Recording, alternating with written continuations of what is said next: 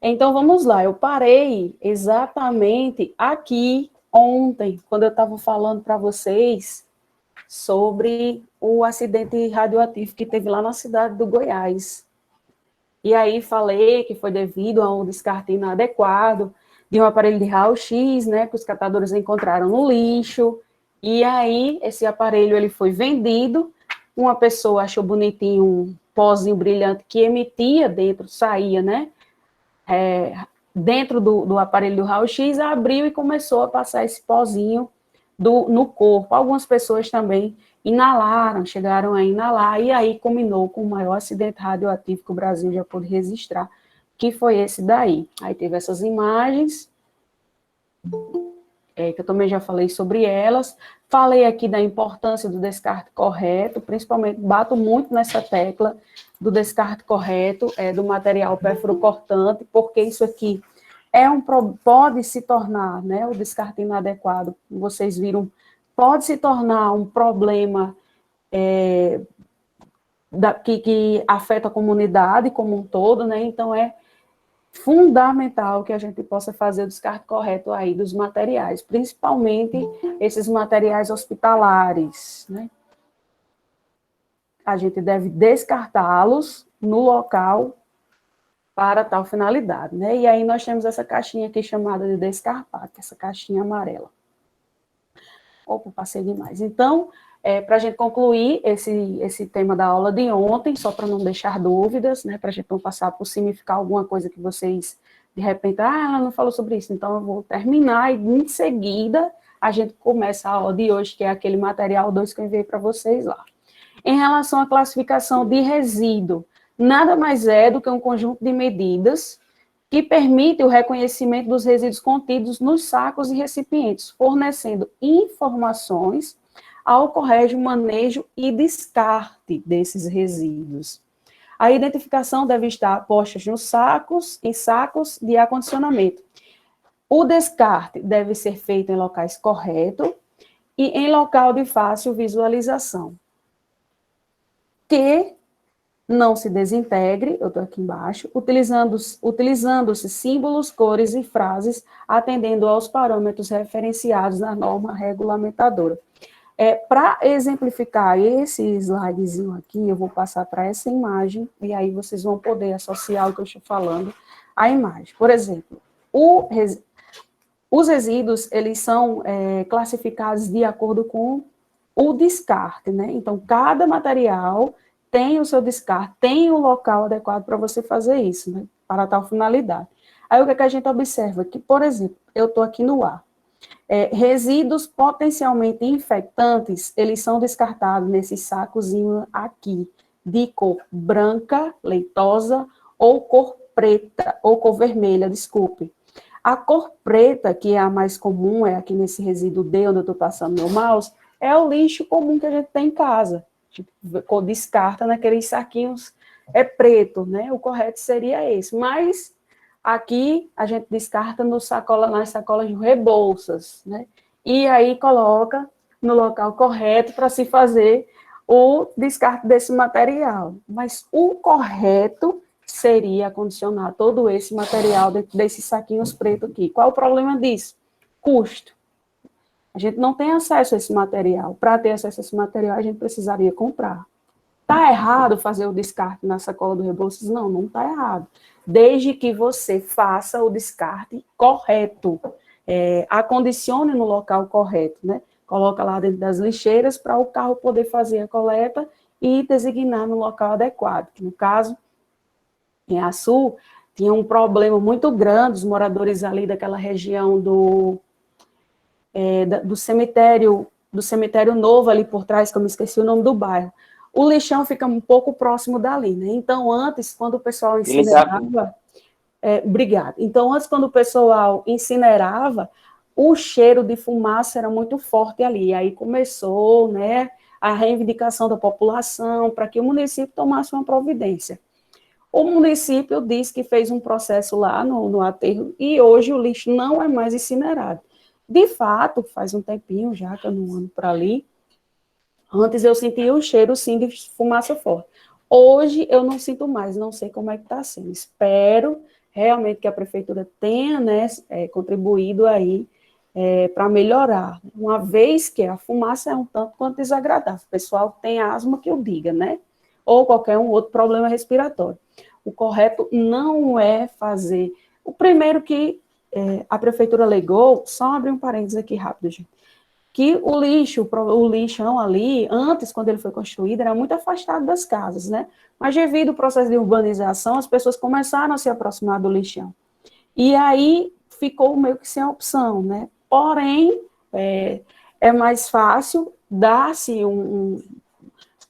a prefeitura apresentar um local adequado, organizar um ambiente adequado para fazer esse descarte, do que ter que retirar toda uma população dali para poder resolver o problema, né? E aí, o gestor municipal disse que tinha feito o problema e o lixo agora não está mais sendo incinerado, né?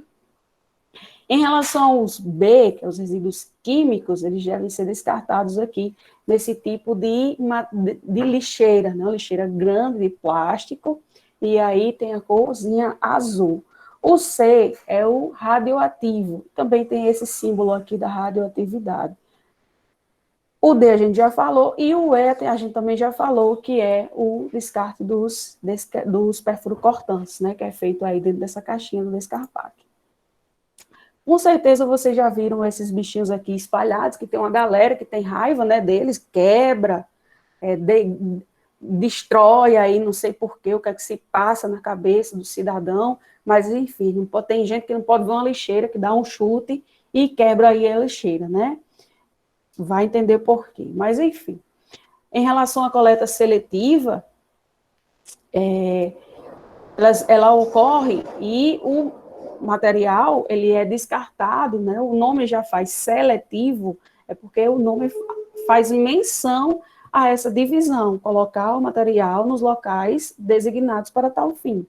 Papel é colocado na lixeirinha de cor azul, plástico na cor vermelha, metal amarela, e aí o vidro seria nessa outra verde. Qual a importância disso, gente? Separar o lixo e evitar, principalmente aí, que as pessoas, né, que fazem o recolhimento desse material não venham a se contaminar, não venham a se cortar, não venham a ter prejuízo, né, em relação ao descarte aí inadequado do lixo. Professora, Oi. tem outro problema, né? Porque eu acho que aqui em Açu eu só vi isso uma vez, esse tipo de lixeira. E quando tem, o pessoal quebra, né? Então Isso. acredito que falta boa vontade do poder público de dar uma educação, né, para a população, e a população, em contrapartida, também não ajuda, né? Não, a população não ajuda. Eu acho, gente, que a população deveria se responsabilizar por tudo isso. De que forma? Quebrou, vai ter que pagar. Quem quebrou ou destruiu algum patrimônio público vai precisar pagar. Pagar de forma financeira, não sei como, trabalhando, prestando serviço ao município, e em troca ele faz esse repasse, ou ver uma outra forma. O problema daqui é que as pessoas quebram, destrói e fica por isso mesmo, né? O poder público praticamente cruza os braços, finge que não vê para a maioria das coisas.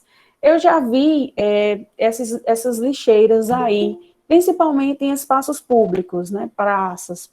Mas o que acontece? O pessoal destrói, as pessoas quebram.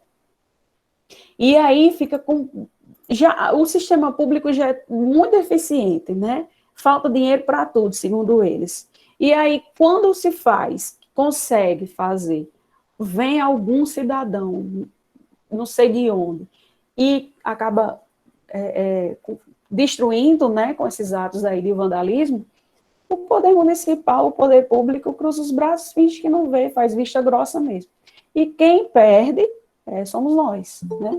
Somos nós contribuintes, a população em geral, como um todo, né? E essas pessoas que destroem, que denigrem, fazem o que querem, continuam aí impunes, a maioria tem uma história de ser de menor, né, para a justiça, e aí a maior parte faz isso mesmo e fica por isso mesmo, não é tomada nenhuma providência, e enfim.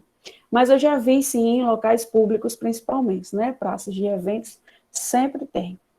Em Açu tinha, mas acredito que foi quebrado, mas tinha. Em relação, aí a gente encerra, esse processo aí da coleta seletiva, vocês devem observar ao longo das aulas, como eu já falei no início, que não é um assunto difícil, muito pelo contrário, a biossegurança é um assunto muito tranquilo, né, de ser assimilado, de ser compreendido. O que eu acho o problema é que é muito assunto, e aí, para quem deixa para estudar tudo, um dia antes da prova, acaba não lembrando de tudo.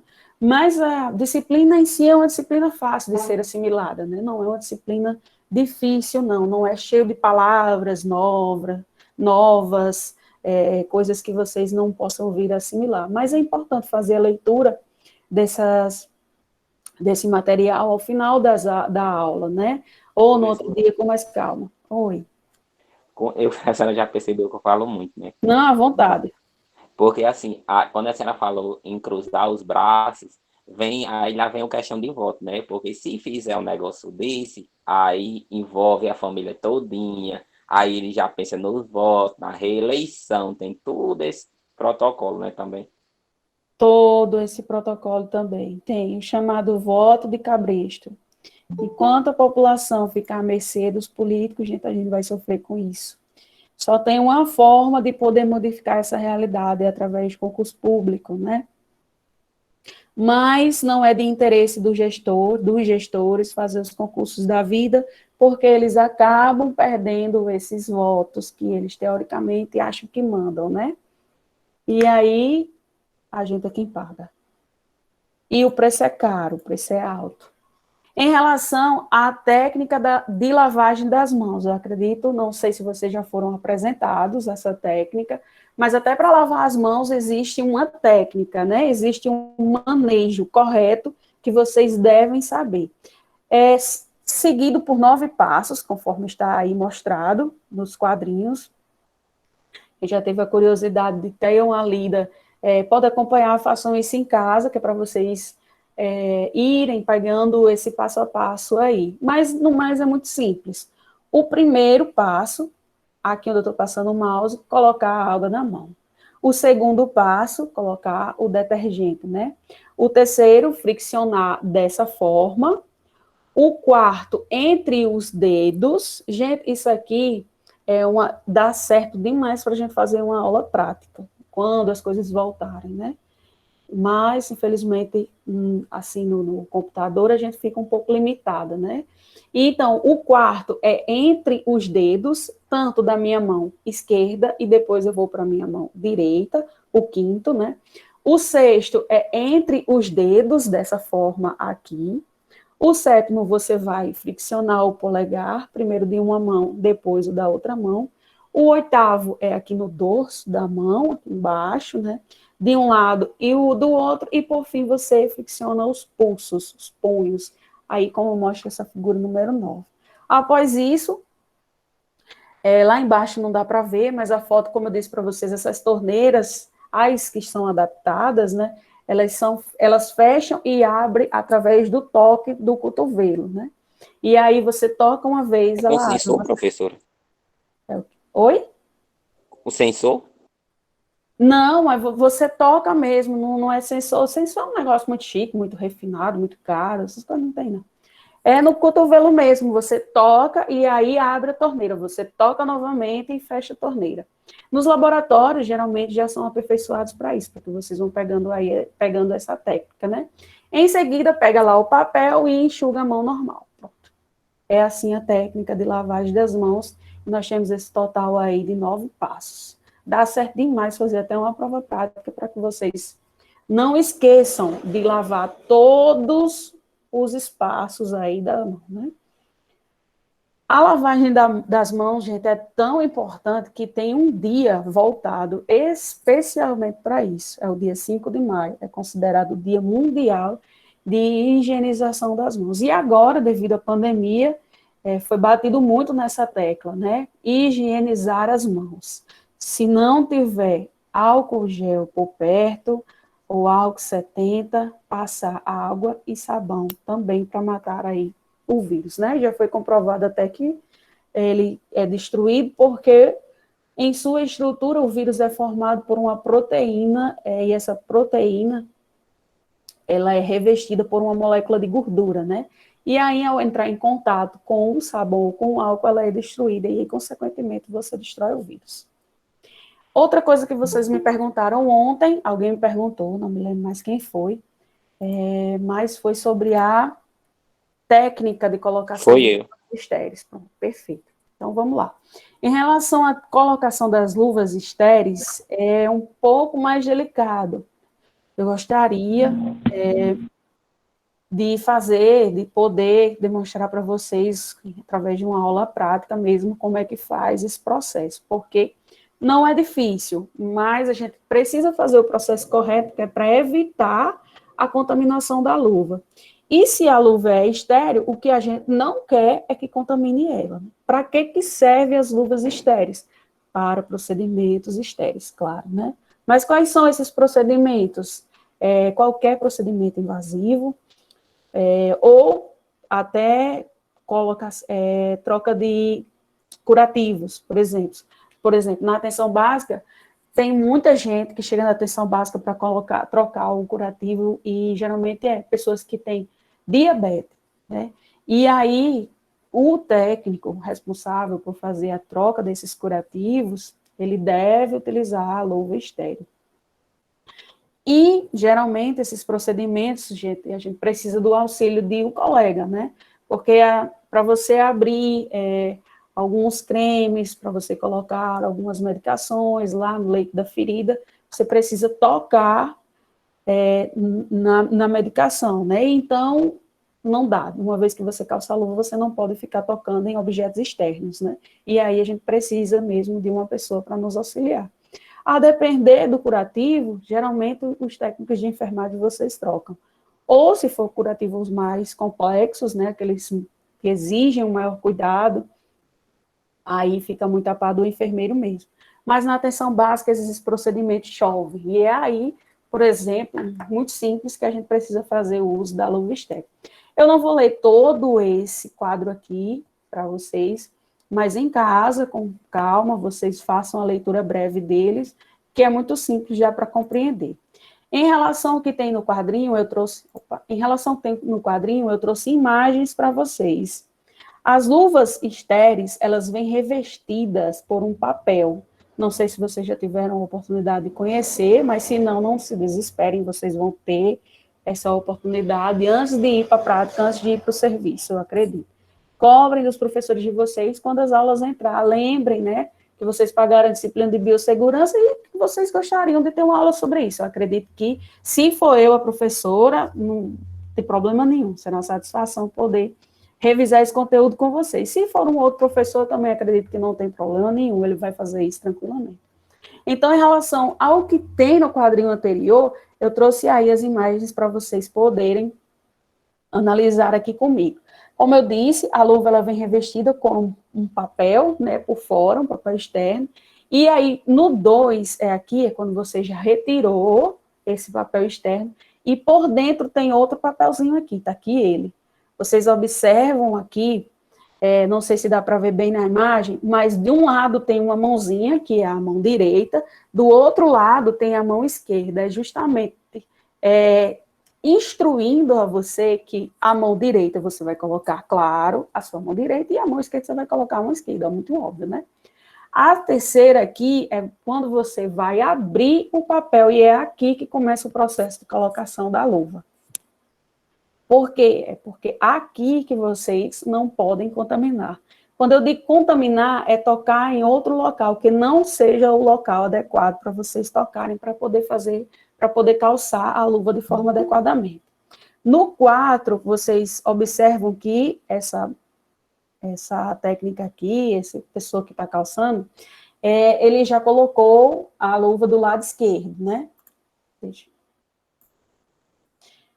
E aí, gente, quando vocês abrirem esse papelzinho aqui, para o pessoal que não conhece a luva, vocês vão ver que o pulso da luva, O punho, pulso não, desculpa. O punho da luva, ele vem dobrado para o lado de fora, né? E é justamente nessas bordas do lado de fora que a gente vai tocar. Igual ela está tocando aqui na figura 3, ó. Vocês observam que o punho da luva, ele é revestido para fora. E aí a gente toca na borda e calça primeiro uma. Depois a gente toca na borda novamente da outra luva e calça a segunda. E por fim a gente agita. Existem numerações diferentes, né? Tamanhos diferentes. Ah, aqui é a imagem mais amplificada. Alguém querendo entrar aqui? Pronto. Aqui a imagem está um pouco mais amplificada para vocês compreenderem melhor. Então, aqui, ó, o revestimento, né? O invólucro, o papelzinho que reveste. Por dentro tem outro papel, tá aqui ele. A gente começa abrindo pelas bordas desse papel e abre toda. Evita que depois que abrir... Oi. Tem um aluno pedindo para entrar. Eu acho que já deixei, eu acho que já aceitei. Eu acho que deu certo. Se não, pede novamente para entrar, por favor, que eu aceito aqui, tá? Então, depois que a gente abre, é importante não deixar o papel voltar para tocar, porque se ele toca com vento, alguma coisa, e aí a gente acaba contaminando. Se contaminou, o que é ideal a se fazer é trocar, né, gente? Se está contaminado, a gente descarta tudo isso daqui e pega uma outra luva. Existem 3 tipos de tamanhos conhecidos, né? São os mais habituais. É o número 7, o número 7,5 e o número 8. A 8, ela é bem grandinha, gigantesca. Aqui, novamente, só para exemplificar o que eu já falei para vocês, ó, vocês observam que essa mão aqui, ela passa por baixo do punho, e aí, em seguida, a gente calça a outra mão. Em seguida, por fim, só ajeita a luva conforme a mão de vocês. Esse aqui é um videozinho, é curtinho. Eu vou soltar ele aqui para vocês. E essa abertura serve justamente para que você abra a mão na parte de fora, tá vendo? Tem que pegar. Olha, sequei. A gente ela volta mesmo, tá? Encaixo minha mão aqui, por esta. Não posso colocar minha mão aqui. Olha como eu pego, ó. Peguei. Olha como eu tô pegando, ó. Isto. Observam que ela está tocando por fora, por essa parte dobrada que eu falei, do punho. A outra mão, olha, apoiada. Colocar. E em seguida, calça a luva normal. Muito simples, gente, a gente só tem que ter cuidado para não contaminar. Mas vocês vão ver isso daqui antes de ir para as práticas de vocês, né? Não esqueçam de cobrar os professores, que com certeza eles vão mostrar. E aqui, as referências, quiserem observar, ler alguma coisa, tem muita coisa bacana que vocês encontram aqui. Bom, e aí a gente encerra esse momento que foi da aula de ontem, e aí a gente continua no segundo momento da aula, que é sobre o tema de hoje, que são doenças transmissíveis, infecciosas. Pessoal, alguma dúvida em relação a esse nosso assunto de agora? Perguntem, questionem. Se não, vamos continuando. Tudo certo, professora, para mim. Certo?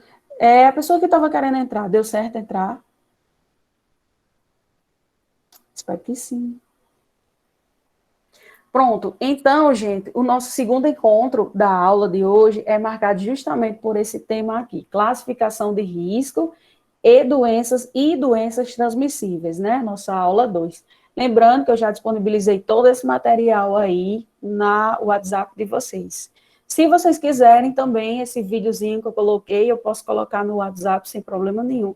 Ou pesquisem também, que vocês vão encontrar muito facilmente vídeos explicando sobre isso no YouTube. Tá? Então, tem alguém querendo entrar? Prontinho. Doenças transmissíveis e riscos biológicos. A gente divide esse processo aí de riscos biológicos em 4 etapas. É o biológico, né? O ergonômico, o físico e o químico. E aí, eu vou debruçar aqui para vocês como é que isso acontece, certo? Risco biológico, do que se trata? Professora, muda a tela. Mudei. Deu certo? O meu tá travado. Não. Não, tá travado. Peraí, deve ser a internet. Calma, se acalmem. Se acalmem que volta. Voltou? Não. Não tá mexendo, gente? Vamos assistir, uma cena importante. Não tá em aula, não? Não, tô não. Não começou ainda direito, não. Gabriel, o microfone tá ligado. Gabriel, a aula começou direito sim. Deu certo, gente? Tô só aguardando. Tô só Não, tá Travado ainda. travada ainda. Tá travado. Será possível?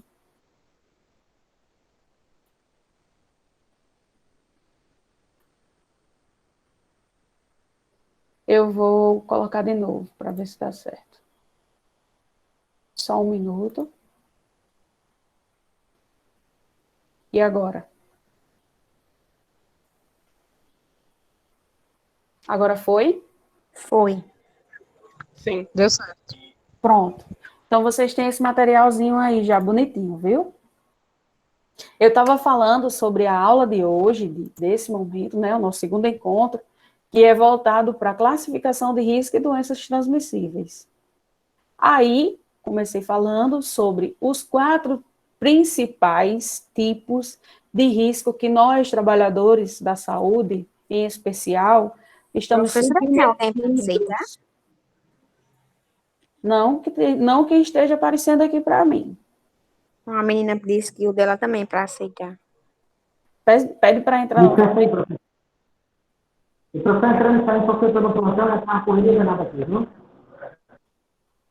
Eu não estou entendendo nada que o Aldeci falou. O professor no plantão tá na corrida nada aqui. Você dá uma gente que agora que a piada e tá na corrida nada aqui. Porque eu tô entrando. Ele tá no plantão, aí deixa ligado que chegou uma ocorrência, aí ele vai coisar lá. O Aldeci trabalha com o quê?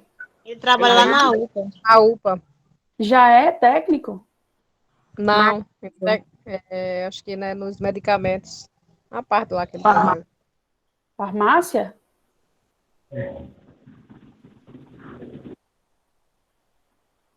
Depois é bom saber, viu? Uma vivência aí. A UPA tem uma vivência espetacular. Eu já trabalhei com alunos também na UPA e adorei. A urgência é minha casa, me sinto muito bem. Bom, vamos continuar, pessoal, a aula, para a gente não perder o foco, né? Não perder o fio da meada, como já dizia minha avó. Então, riscos são esses 4 principais, e aí nós vamos falar especificamente sobre cada um deles. Aguentem firme, viu, que vai dar certo. Não durmam. Risco biológico. Se trata da possibilidade de um trabalhador entrar em contato com algum agente biológico que possa causar aí ou desenvolver uma determinada doença. No ambiente de trabalho, é fundamental a avaliação e análise desses agentes.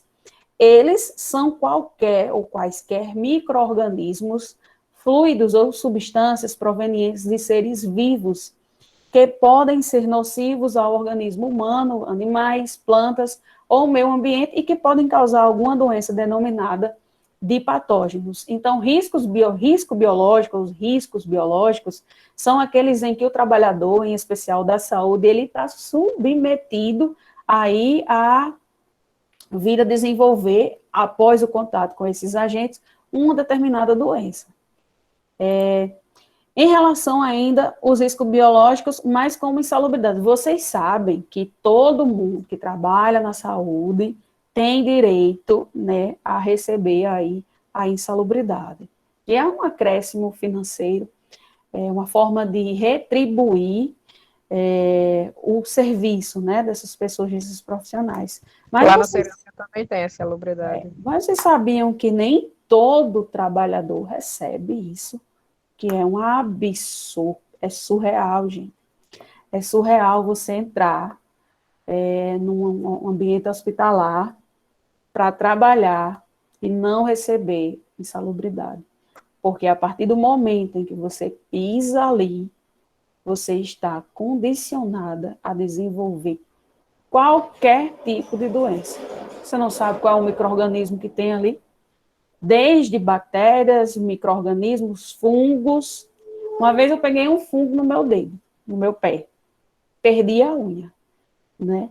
E aí depois eu conto para vocês como é que foi essa história, para a gente não perder aqui para não perder o foco. Um risco ocupacional é caracterizado pela exposição e possibilidade de contato direto de um trabalhador com um ou mais agentes. Neste caso, os biológicos devem ser analisados todas as funções nos quais os trabalhadores têm contato direto com o sangue, quem nunca, né? Quem não tem, técnico, meu Deus, principalmente. Sangue, vômito ou utilizam objetos que podem estar infectados, como agulhas, bisturis e roupas de pacientes. Os trabalhadores da saúde, em especial, estão diariamente expostos a esses agentes. Então, a insalubridade é um acréscimo, né, financeiro que o trabalhador ele deve receber, é lei, está na Constituição, precisa receber. Em relação aos danos que esses riscos eles podem causar aí à saúde do trabalhador. Aí eu falei também, né, que quando a gente está exposto, quando a gente entra no serviço para trabalhar, no hospital, numa UPA, num laboratório, numa UBS, chove aí desses micro-organismos, né, bactérias, vírus, fungos e alguns protozoários. Aí, conceituando eles, bactérias podem causar desde uma infecção alimentar e até mesmo doenças graves, como uma pneumonia, uma tuberculose, uma meningite.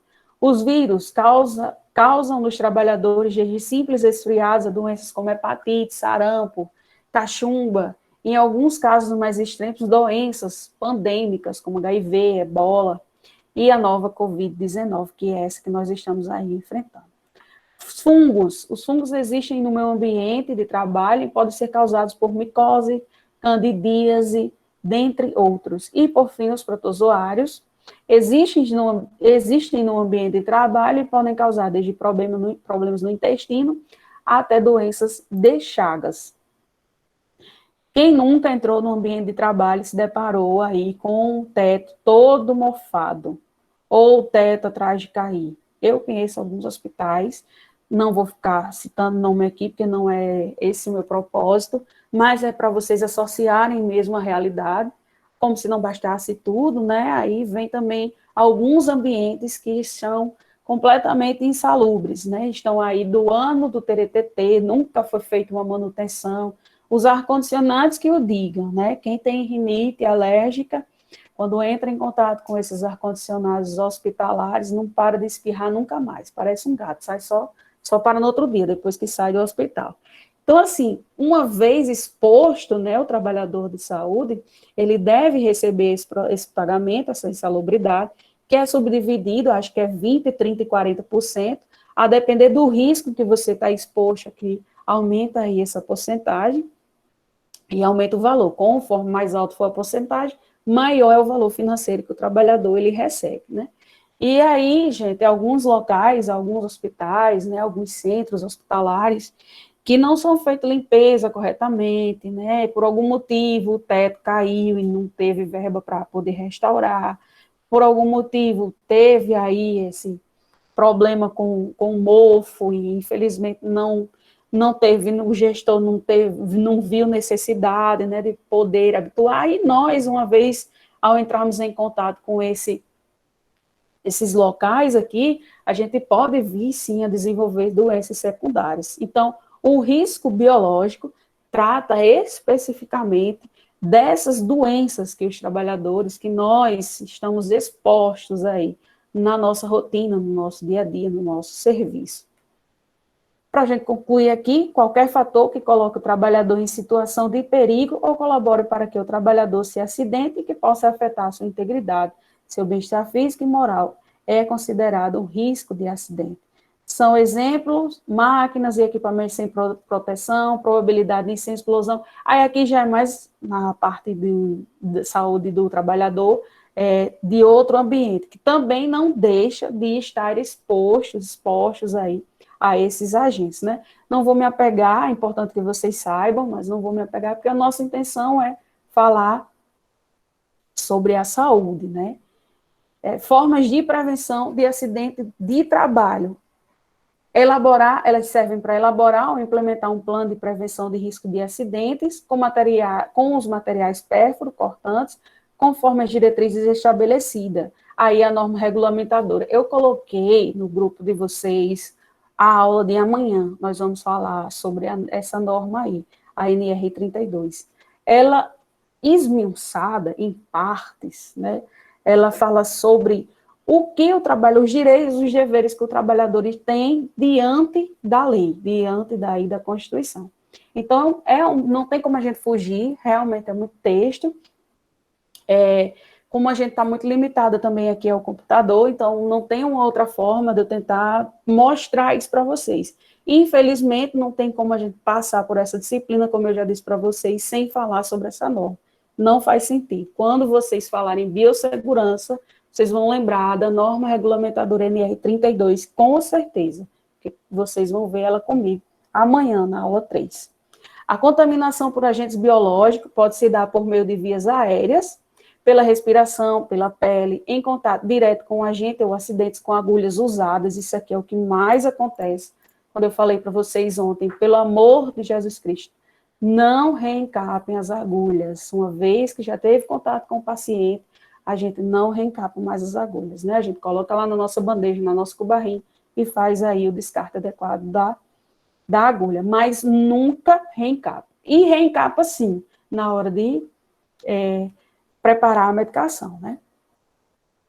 Ou até mesmo por picada de insetos e animais peçonhentos. É por meio da identificação destes e das maneiras de contaminação que se constroem os meios de prevenção. Então, tem os órgãos responsáveis aí por fazer esse manejo, por aperfeiçoar a equipe de trabalho, né, para evitar aí esses acidentes de trabalho. E também deveria ter a galera, né, que trabalha e que fiscaliza, né, fiscaliza os ar-condicionados, fiscaliza os prédios públicos, mas não tem, infelizmente, porque por trás de tudo isso existe muito mais uma política partidária preocupada, que nem sempre preocupada na saúde do trabalhador, né, mas em saber que o pessoal está lá, está trabalhando para ele, porque o político acha que o pessoal trabalha para eles, né? Então, na prática, algumas coisas, essa daqui principalmente, é feita em vista grossa e realmente essas fiscalizações, elas fingem que não vê e fica por isso mesmo. Aí o que é ofertado, né? É isso aqui que temos para vocês. Vocês querem ou não querem. Se não quer, tudo bem, não tem problema. A gente contrata uma outra pessoa que queira, né? E aí a gente acaba se sujeitando a passar, a desenvolver algumas coisas, né? Uma pena, infelizmente, porque ninguém merece. Mas ainda é uma realidade muito próxima da gente. Contato com os micro-organismos patogênicos. Patogênico, gente, é tudo aquilo que causa doença. Patogenicidade é a mesma coisa. Patógenos, mesma coisa. Risco biológico, formas de veiculação, através de aerosóis, poeira.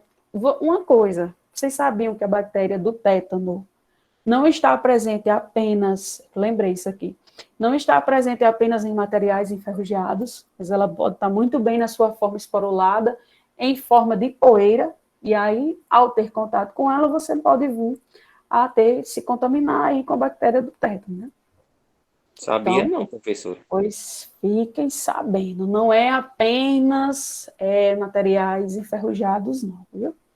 Alimentos, instrumentos de laboratório, água, cultura e amostras biológicas, sangue, urina, escarros, secreções. Algumas doenças virais que a gente pode desenvolver ao ter contato aí com esses micro-organismos, né? Hepatite, HIV, sarampo, rubéola, influenza. Aí, bacterianas, é a tuberculose, TB, onde eu estou passando o mouse aqui. Meningococcemia ou meningocóxica, é a meningite. Coqueluche, conjuntivites e doenças parasitárias. Os pediculoses da vida, quem nunca viu, né? Quem nunca viu, vai ver. Vocês que nunca viram, com certeza vai ver. Quando estiver trabalhando, aí os bichinhos que ficam friviando na cabeça dos meninos, né? Principalmente aqueles que cuidado com a higienização é um pouco precário. Uma vez, eu estava num plantão e eu vi algo que eu achei muito surreal, porque a criança chegou, a gente reclamando que tinha algo que mexia na cabeça. Mexia. E aí, devido ao couro cabeludo, cobria, né? A gente não via o tamanho do problema. Quando eu fui fazer a limpeza, que abri, a criança tinha o cabelinho grande, lisinho, então cobria, não dava para ver. E aí, quando eu abri o cabelo, tinha lá um buraquinho com as miíases da vida, né? Miíases são aquelas, entre aspas, aqui, tapuru, certo? Não é tapuru, não vão chamar tapuru mais, vocês vão chamar de miíase, que são aqueles bichinhos. E aí, quem faz a retirada desses bichinhos somos nós mesmos, né? A equipe de enfermagem. O médico só vai lá, faz a avaliação dele, mas dificilmente ele faz essa remoção. Essa remoção quem faz somos nós, os técnicos de enfermagem, o enfermeiro, tá?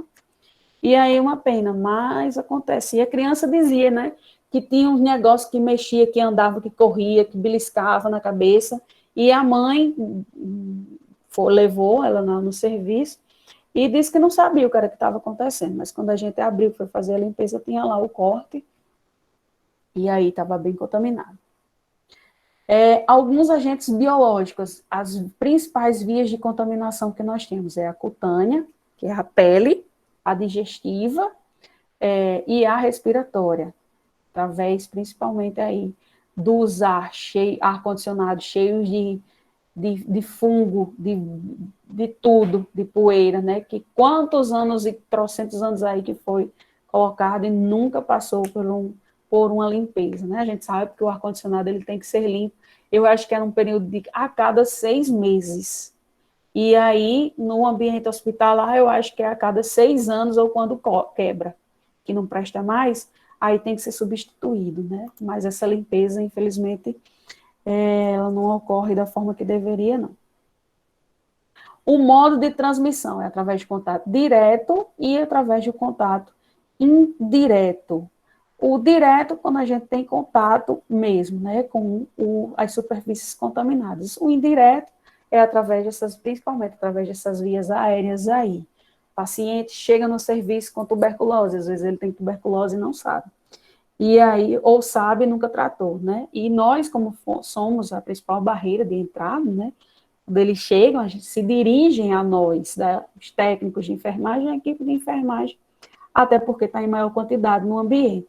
E aí, se ele tiver contaminado, né, ele pode sim transmitir essa doença para nós, né, profissionais.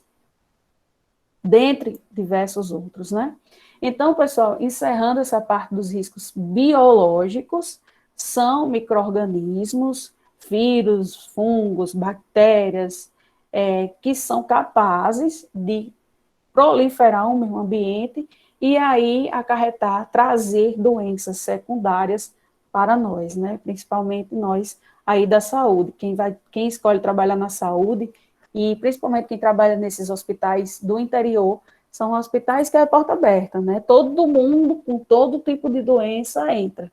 E nós estamos aí suscetíveis, por que não, a vir desenvolver diversos tipos de doença. Por isso que a gente deve utilizar sempre os EPIs da vida, né? Gorro, máscara,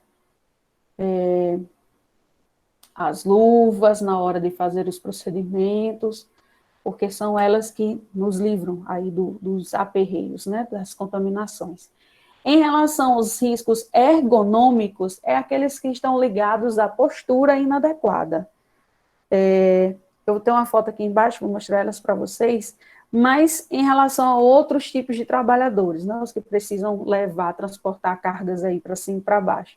Para a gente, geralmente, a postura inadequada é aquela que a gente ou precisa mudar o paciente de decúbito, porque uma coisa é a gente mudar um paciente uma vez durante o dia. Outra coisa é você precisar mudar esse paciente de decúbito várias vezes. E se for um paciente mais cheinho, a nossa coluna, com o tempo, é quem vai sentindo esses efeitos, né? E quando a gente é jovem, é uma coisa, a gente sabe, né, pessoal? Mas conforme o passar dos anos, conforme o passar dos tempos, a gente vai adquirir aí, com certeza, um bico de papagaio, né? Grosseiramente falando. Então, em relação ao risco ergonômico aqui, ó, o movimento mesmo que a gente precisa fazer.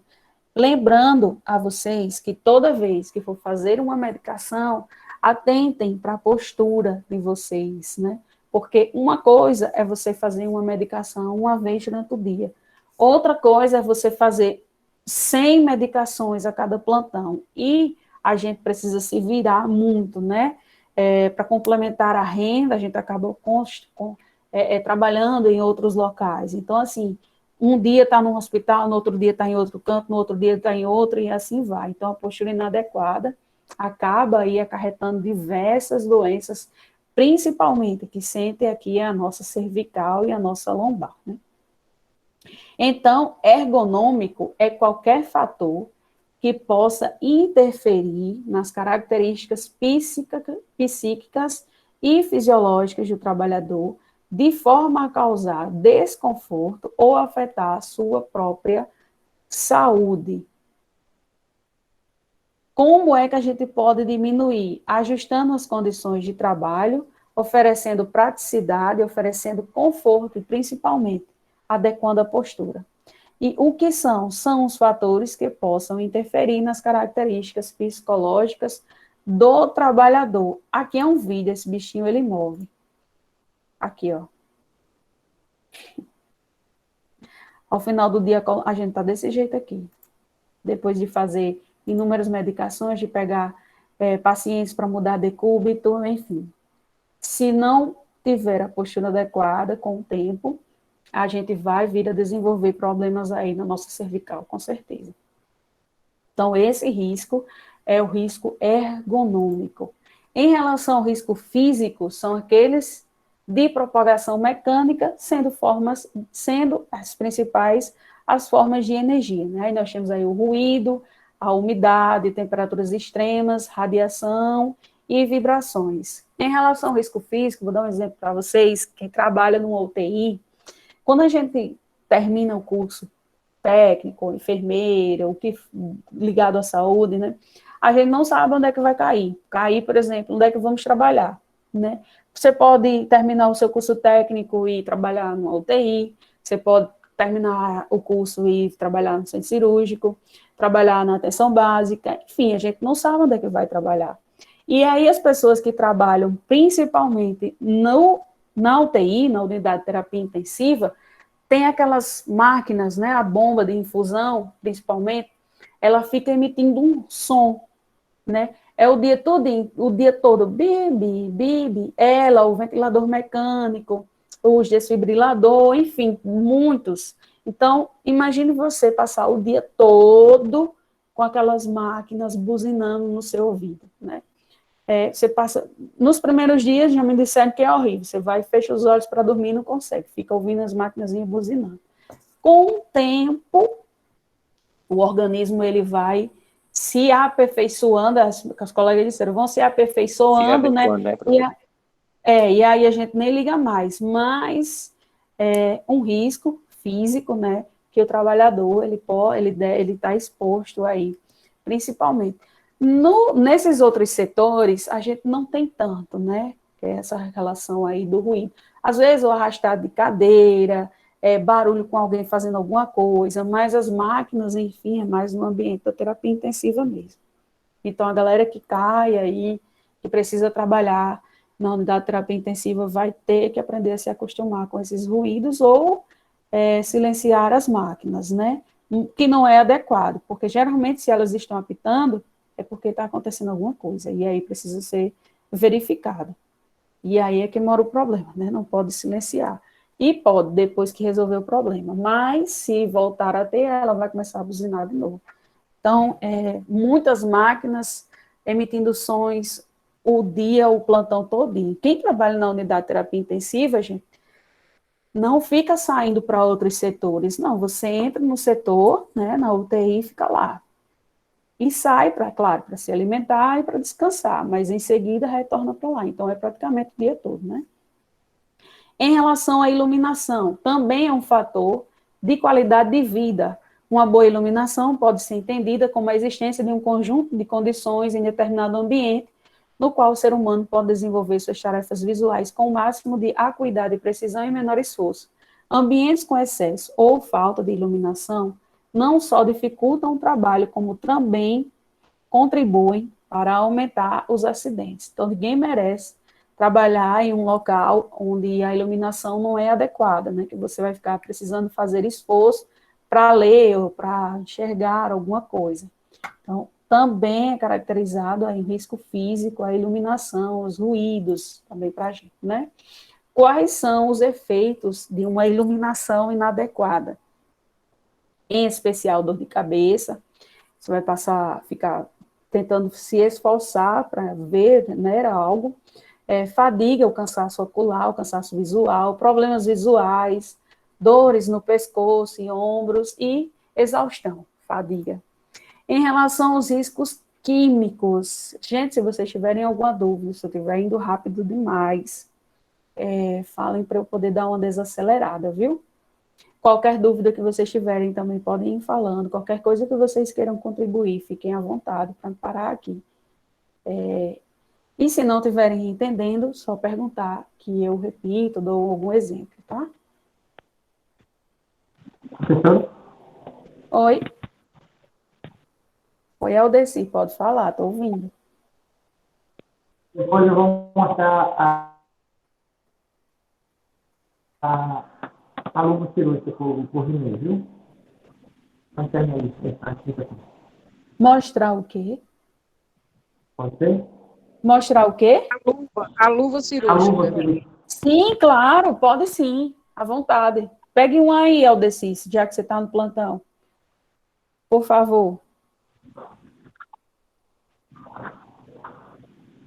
Opa, olha aí. Ela vem nessa Muito embalagem. bem. Qual o Eu vou número abrir dessa? vocês verem, vou abrir. Qual o número dessa daí? Número 8. Número Número 8, oito. pronto. É a maior que a gente Oito. tem, né? Número 8. Olha, vocês observam. Eu vou abrir para vocês. Você pode abrir? Meu Deus, vai desperdiçar o EPI. Oh, Jesus. Mas para o bem da ciência pode, viu, Aldeci? Vou deixar passar. Ó, a embalagem dela é assim, ó. Isso. Vocês observam que ele estava tocando num invólucro, né? Que era o papelzinho que reveste a luva. E por dentro da luva tem um outro papelzinho, que é esse que ele está mostrando aí, ó. Levanta ele aí novamente, Aldeci, só um pouquinho para mostrar com a coisa. Levanta o papel para mim. Ó, vocês observam que tem duas mãozinhas aí. Não dá para ler, a imagem está um pouco pequena. Mas nessas mãozinhas, elas têm sinalizadores. Tem um nome escrito embaixo. Direita, para você calçar a luva direita, e a outra para você calçar a luva esquerda. E em cima, vocês observam também que o papel está dobrado. Ele está dobrado, não é à toa, né? É justamente para você pegar nessas bordas em que o papel está dobrado. Em cima, você pega na borda de cima, embaixo, você pega na borda de baixo e abre. E estende toda a luva. É importante que na hora que você vai fazer isso, claro, esteja em uma superfície plana, né? Você não vai abrir a luva com o papel lá em cima, claro. Você vai colocar ele numa superfície plana, abrir para poder calçar. Pode abrir o resto, Aldeci, para eu falar mais uma coisa aqui. Era para ele dar o material à professora, para a professora fazer, né? Era para a gente ver, já que como está sendo online. Olha ela aberta. Eu já tentei fazer, Luiz, eu já tentei fazer numa outra aula e não deu para ver, não. O pessoal disse que não deu para ver, não. Na hora de calçar. Aldeci, levante a luva, uma das luvas para mim, para mostrar uma coisa, o pessoal aqui. Vocês vão observar que o punho, ele é dobrado, ele é virado. Aproxime mais a luva da câmera. Aproxime mais a luva da câmera, por favor. Eu não sei se dá para vocês verem aí, mas é essa parte dobrada que a gente vai pegar. primeiro pega... Eu tô pegando a parte dobrada. Pronto, nessa parte dobrada aí, a gente vai poder pegar, porque quando você calçar a outra, a parte que estava por fora vai ficar por dentro do seu pulso, né? Então, você não vai contaminar. É justamente nessa parte dobrada que ele está mostrando aí que a gente pega. E em seguida a gente calça uma mão, depois na outra parte dobrada da outra mão a gente pega por baixo e calça, e em seguida a gente adapta aí a luva à mão. No meu caso é 7,5, mas eu acho que a maior parte das pessoas a luva é uma 7, né? Mas minha mão é um pouco grande, então é importante escolher o tamanho adequado, gente, que é para não causar dificuldade na hora de você calçar. E aí você vai começar a fazer esforço para colocar a luva e em seguida você vai acabar contaminando. Então, é importante que você escolha o número adequado para o tamanho da sua mão, porque evita que você acabe contaminando aí a luva. Aldeci, muito obrigado, viu, pelas contribuições, obrigado por ter aberto aí uma. Eu já tentei numa outra aula também, com outros em uma outra turma, fazer esse procedimento, mas o pessoal disse que não estava conseguindo visualizar, e aí eu acabei não trazendo. Aí eu trouxe um vídeo, porque eu acho que fica melhor de vocês poderem compreender como é que faz isso. E está perdoado, viu, Aldeci? Só por causa da ciência, mas isso aí é um desperdício, meu Deus. Essas luvas são caras, gente, custam uma nota para o SUS. Mas em favor da ciência, ele está perdoado, né? Obrigado, viu, Aldeci, novamente. Então, em uma outra oportunidade, vocês com certeza vão ter essa aula sobre colocação de luvas estéreis, não se preocupem com isso, tá? Cobrem dos professores de vocês, que eu tenho certeza que não vai ter dificuldade nenhuma para eles poderem repassar isso para vocês, não. Voltando aqui para a nossa aula, para a gente não perder aí o foco, onde eu estava falando especificamente aí dos riscos químicos, né? E aí a gente caracteriza esses riscos. Eles podem ser representados através de substâncias que a gente tem aí, e essas substâncias elas podem estar no seu estado líquido, sólido ou gasoso. E exemplos são as névoas, os gases, as poeiras, fumos e vapores. Eu trouxe aqui um exemplo para vocês imaginarem, né, como é que funciona isso daqui na prática. Geralmente, os instrumentais que são utilizados, instrumentais são aqueles as pinças, os alicates, cabos de bisturi, que são utilizados para fazer suturas, por exemplo, no serviço. Quem limpa aquele material, gente, quem faz a higienização daquele material, aquele processo de esterilização, é um técnico de enfermagem que fica designado a se manter no centro cirúrgico, no CME, né? No centro de esterilização, centro cirúrgico, eu falei. Então, lá, para fazer remover, né, aquelas placas que se formam nesse material, a gente utiliza algumas substâncias. Em especial, essa aqui, o ácido peracético, e o glucagon, que é esse outro aqui, essa outra substância aqui. Então, a gente deixa esse material, né, esse instrumental, por pelo menos 15 minutos em uma dessas substâncias aí. Em seguida, a gente retira o material e lava com uma bucha e um detergente enzimático também específico. Não é esse detergente que a gente utiliza em casa, não. É um detergentezinho enzimático. E aí, essa limpeza, quem faz geralmente são os técnicos de enfermagem, que são designados para trabalhar na central, no serviço aí de esterilização.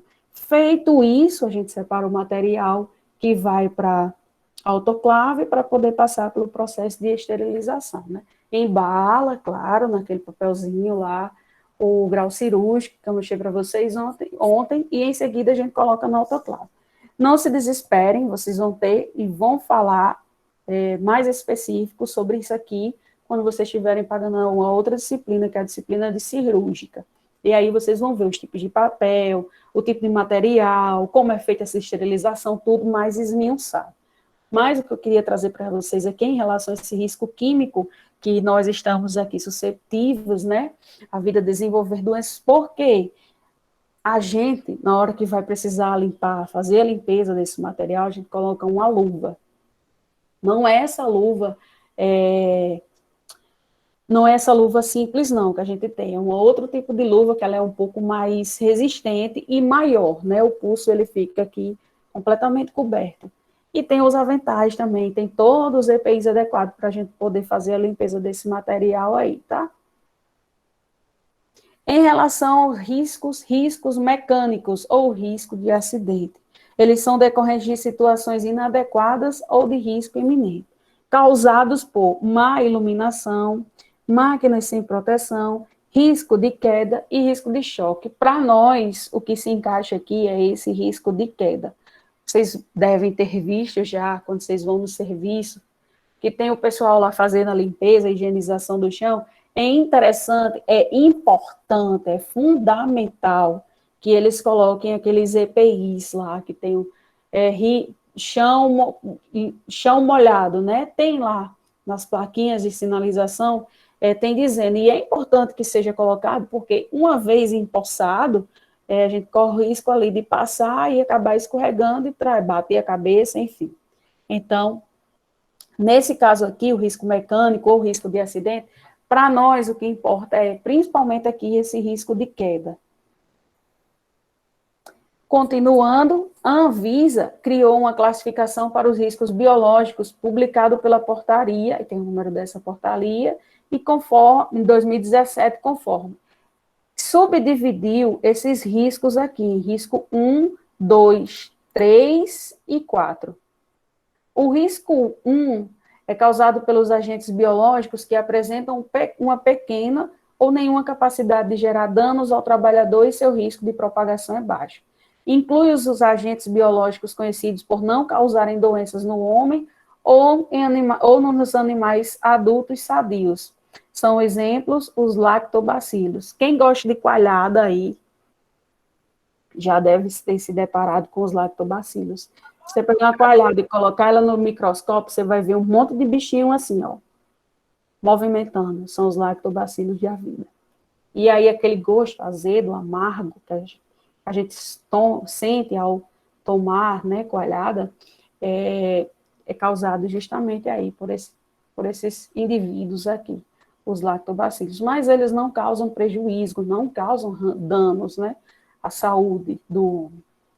Em relação ao risco 2, são os agentes biológicos que apresentam uma moderada capacidade de gerar danos ao trabalhador e baixo risco de propagação no ambiente do trabalho ou comunidade, como o vírus da rubéola, o Schistossoma mansoni, e são agentes que podem causar doenças em pessoas e animais, mas há tratamentos.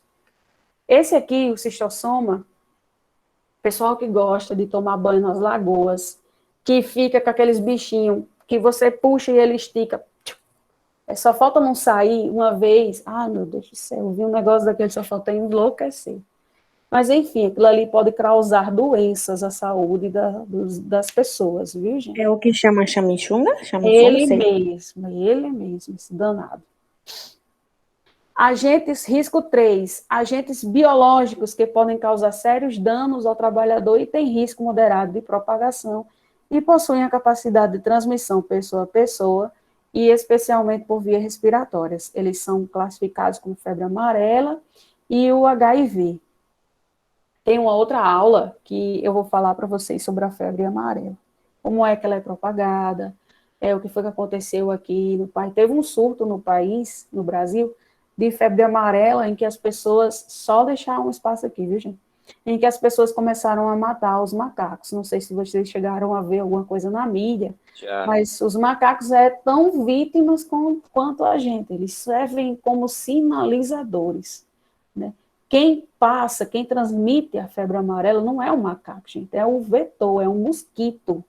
E é ele que a gente tem que eliminar, né? Assim como a dengue, que quem causa é um mosquito, a febre amarela também. E aí, teve um surto no Brasil de febre amarela, não me lembro o estado. Só que as pessoas, a ignorância humana, Quando a gente acha que já viu de tudo, aí aparece mais alguma coisa, né? Então, as pessoas começaram a matar lá os macaquinhos, os bichinhos. Então, tem uma aula, que eu acho que é a última aula, aula 4, que eu vou falar para vocês sobre a febre amarela e como foi que aconteceu isso.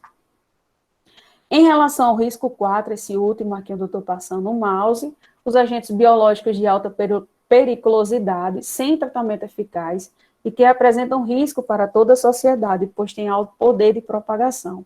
É um exemplo, ebola, que não tem um tratamento eficaz, muitas vezes leva o óbito do paciente e tem facilidade de propagação. O ebola não é uma realidade nossa, né, mas é uma doença que acomete lá a população da África, acho que é a África do Sul, e é uma doença extremamente perigosa, né, que leva ao óbito também. Então, é uma doença que precisa ser notificada. No Brasil, não me recordo se teve algum caso de ebola, acho que não.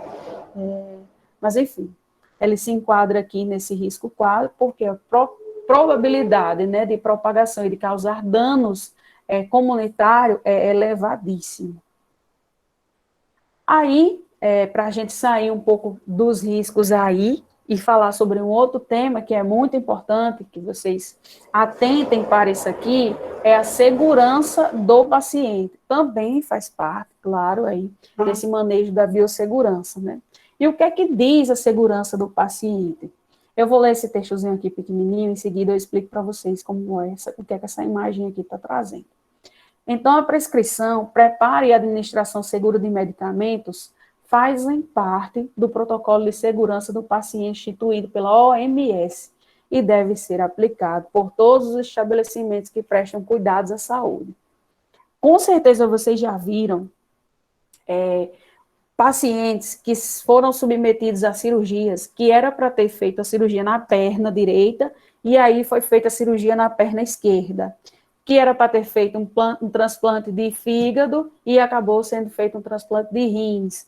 Com certeza vocês já viram algo parecido, porque é um erro que não deveria ser comum, né, mas que já aconteceu várias vezes aí, tem várias questões rolando na justiça, de pessoas que foram submetidas, inclusive um dia desses eu vi aí no Fantástico um paciente que foi submetido a uma intervenção de rins, né, foi transplantado, e aí retirou os rins sadios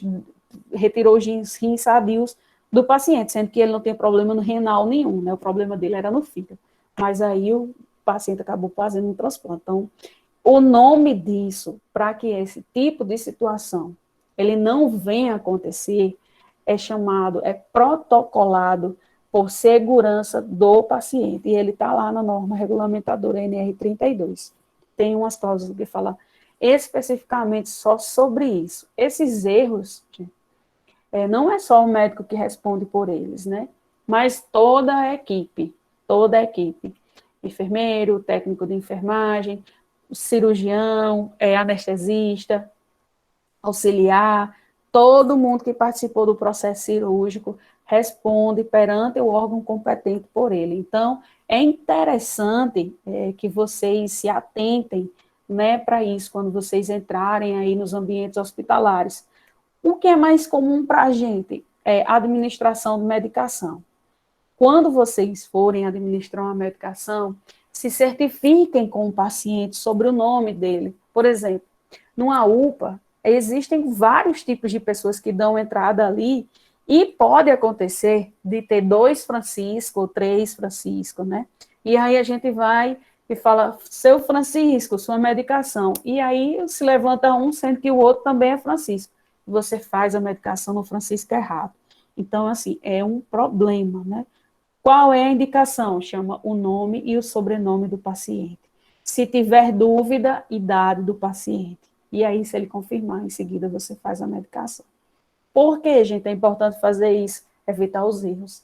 Evitar as iatrogenias. Uma vez feita uma medicação, pronto, não tem mais o que fazer, né? É só esperar as reações adversas mesmo. Imagine que o paciente é alérgico à dipirona. E aí, dipirona é uma medicação muito comum no serviço, muito comum na urgência, e aí você acaba fazendo aí a dipirona no seu Francisco errado, e causa prejuízos e pode levar ao óbito, viu?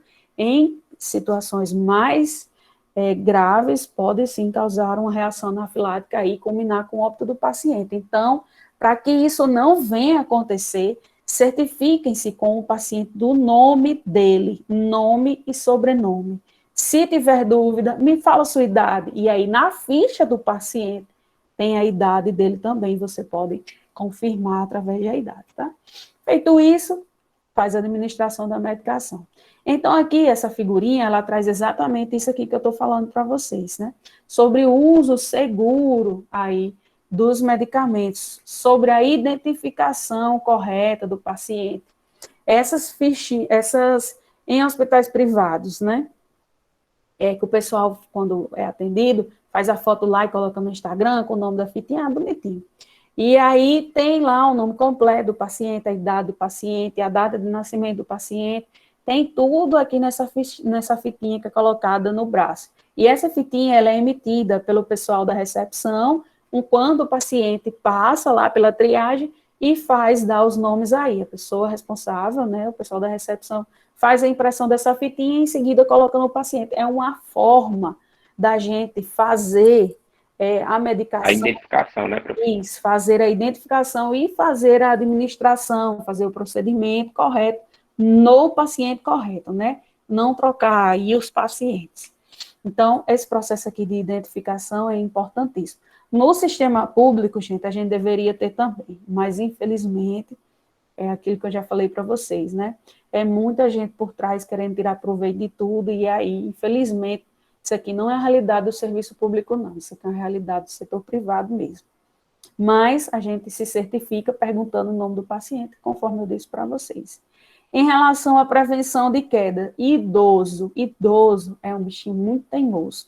Idoso, às vezes, ele não aceita que está doente, ele não quer ficar ali preso à maca, e aí começa aquele problema, né? Quer descer, quer ir embora, porque quem manda na vida dele é ele, porque ele não vai ficar ali, enfim, começa todo aquele manejo que o idoso tem, né? São todos? Não, não são todos, mas tem uns que são bem teimosinhos mesmo. E aí a gente precisa ter um manejo, a gente precisa ter uma técnica, a gente precisa ter paciência. Um jogo de cintura, né, professor? Todo um jogo de cintura, e a gente precisa unir tudo isso ao cuidado com o paciente, com o acompanhante, né? Então, o acompanhante, ele está ali, gente, que é para acompanhar mesmo, porque tem uns acompanhantes que, enfim, desaparecem, né? E aí acabam deixando o paciente sozinho. Mas chama o acompanhante, explica para ele sobre a importância de ficar sobre vigília, né?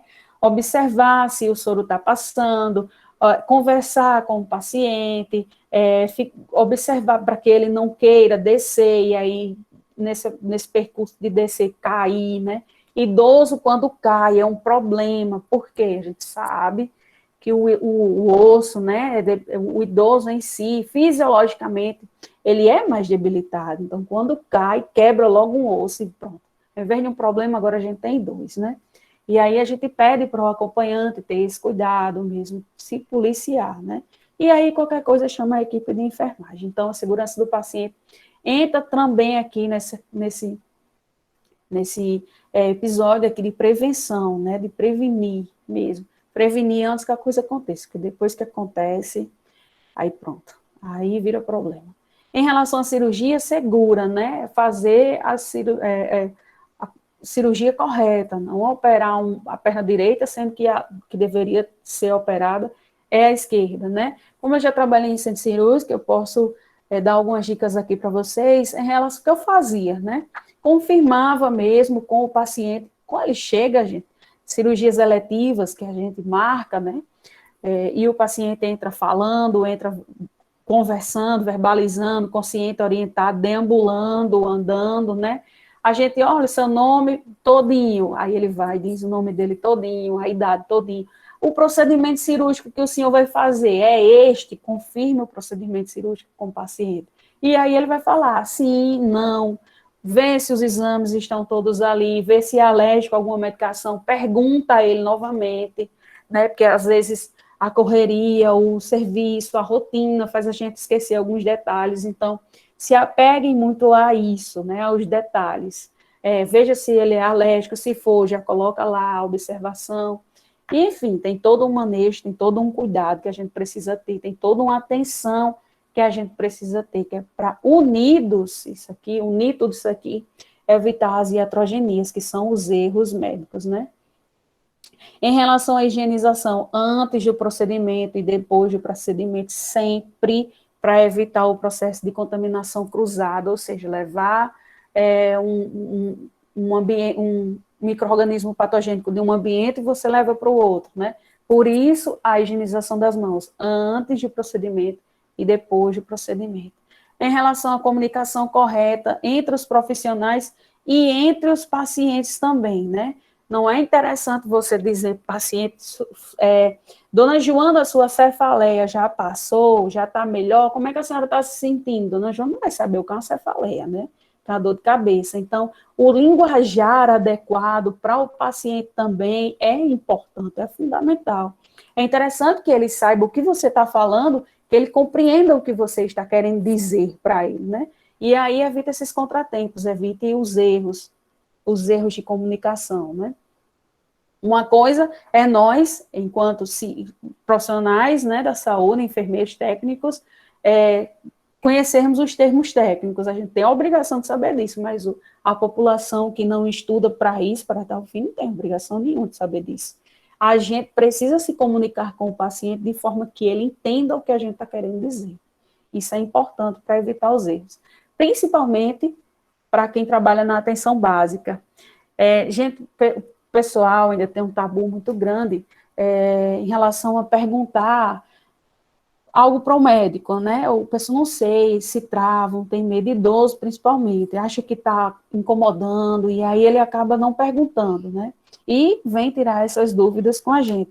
Então, é interessante que a gente tenha também esse cuidado, essa atenção, essa humanização, né, na hora de passar a informação, principalmente para paciente idoso, porque às vezes eles não entendem, na maioria das vezes alguns não têm quem ajude, não tem um cuidador, é só eles mesmos. Então, a gente tem que ter, enquanto, né, profissionais, a gente tem que ter todo esse cuidado aqui. E, por fim, essa prevenção aí de lesões por pressão, que antes era chamado de escaras, né? As escaras, depois foi para as úlceras, e hoje a gente classifica como lesão por pressão, que são os ferimentos que é aberto no corpo, quando o organismo ele fica em contato aí com a cama, né, com o colchão. Principalmente nessas regiões onde tem proeminência óssea, que são os cotovelos, essa região aqui occipital da região posterior da cabeça, o calcâneo, a região ali da nádega, né, do bumbum, ali forma a fricção, o peso do paciente associado ao calor, né, associado ao tipo de colchão que ele está deitado, né, e principalmente se esse paciente não deambular, não andar, a probabilidade dele desenvolver essas lesões por pressão aqui são extremas, altíssimas, né? Por isso a importância também da mudança de decúbito. Virar o paciente de um lado, depois virar o paciente do outro. Quem está querendo me perguntar alguma coisa? Tem um que mora aqui perto de casa, que ele está em estado de cama, de tristeza, assim, porque até na orelha dele abriu uma ferida. É complicado, viu? Ele perdeu a orelha por causa que ele está acamado e não tem como se mover, já usou o colchão de casca de ovo, tudo no mundo, mas não tem jeito. E cuidador, ele tem algum cuidador, família, alguém que... Mulher, ele vai fazer bem 2 meses que tá no Tarcísio Maia, com o tio dele, mas também disse que quando esse tio sai para fora, só não falta voltar. A mãe e os irmãos foi lá uma vez desde esses 2 meses. É complicado, gente. Por isso, quando eles estão, né, no serviço, no setor hospitalar, a gente tem esse cuidado, esse manejo aí, de tentar ficar mudando decúbito, né, a posição. Mas uma vez que vai para casa, algumas famílias não querem assumir essa responsabilidade, né? Até porque quando a gente tem um paciente que é acamado, é restrito ao leito, ele é completamente dependente de uma pessoa, de um terceiro, né? E não é todo mundo que tem tempo, nem tem vontade de cuidar, né? Enfim, a pessoa fica aí nesses casos caóticos. que são muito comuns, né? Muito comuns. Quando chega a abrir ferimento nessa parte aqui da cartilagem, da orelha, provavelmente ele já deve ter alguma outra lesão aí, na região sacral, né? Na região do calcâneo, lá nos pés, enfim, é complicado. Nas nádegas. Nas nádegas. Professora vai fazer chamada hoje? Oi, vou sim, final. Tudo bem, gente? Então, interessante vocês, quanto profissionais, né, tenham esse cuidado aí em relação a esse processo aí de segurança do paciente. Existem também os cuidadores de idosos, né, que é um outro curso, o pessoal voltado especificamente aí para esse público que é acamado, né, e aí precisa, mas isso gera um custo, gente. Nem todo mundo tem condições de pagar financeiramente, e outras pessoas não têm interesse mesmo, e aí problemas sociais que são inúmeros, né? Continuando aqui, não sei se vocês já tiveram contato com as ampolas, só para a gente encerrar essa parte aqui, para a terceira parte da aula, né? Em relação a abrir a ampola. Isso aqui gerou uma discussão danada no meio dos profissionais mesmo, né, da saúde, porque elas, por serem de vidro, a maioria dessas ampolas, e algumas são bem grandes, resistentes, é difícil de abrir. E aí eu trouxe aqui para vocês. De vidro, né, professor? Eu trouxe aqui para vocês, porque quando vocês começarem terem essas aulas práticas, né, começarem a ter contato, como a turma de vocês começou no início do ano aí, com certeza vocês não devem ter tido contato muito com isso daí ainda, né? Mas é comum se cortar com a ampola na hora de abrir, né? Porque ela acaba se despedaçando, se você fizer força no local errado, ela acaba se despedaçando e aí corta bastante, né? E essa região aqui das nossas extremidades, os dedos, é uma região muito vascularizada, né? Uma região formada aqui por capilares e sangra muito, parece que não vai parar mais de sangrar. E aí, uma das formas que a galera estava aí apresentando nas internet da vida, era uma forma aí de você abrir a ampola utilizando uma seringa. Eu, particularmente, acho mais adequado utilizar o invólucro da seringa, aquela parte do papel, né, a parte interna. E aí, você faz a higienização, tá aqui, eu tenho uma ampola, você faz a higienização dessa ampola aqui com algodão e álcool 70, pega o papel da própria seringa e aí faz essa fricção aqui, né? Coloca o polegar no meio da ampola, vocês vão aprender a fazer isso aqui, viu, gente? Na prática e no laboratório, com certeza vocês vão aprender a fazer isso aqui nas aulas de semiologia, antes de irem para o sistema. Então, é uma coisa de cada vez. Eu estou mostrando só porque esse procedimento aqui, ele, se for feito de forma inadequada, ele vai cortar vocês. E aí vai sangrar bastante, né? Além do que fica doído também, né? A ampola, se ela for quebrada da forma inadequada, ela causa esse estardalhaço aqui e resquícios de vidro podem cair aqui dentro da ampola. O que acontece? Você vai ter que eliminar essa medicação e quebrar uma outra. Aí eu vi isso aqui, achei interessante, porque o pessoal estava mostrando como era que abria com a seringa. Só que o problema, você vai extruir uma seringa, né? E ao invés, já não tem, as que tem já são poucas. Então, é importante a gente ter cuidado com os insumos aí, né?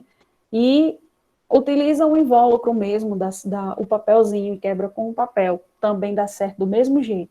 Porque por dentro do papel, aquele ambiente ali é um ambiente estéril, né? Então, você pode utilizar perfeitamente aquele papelzinho da própria seringa e você não vai estar contaminando aí.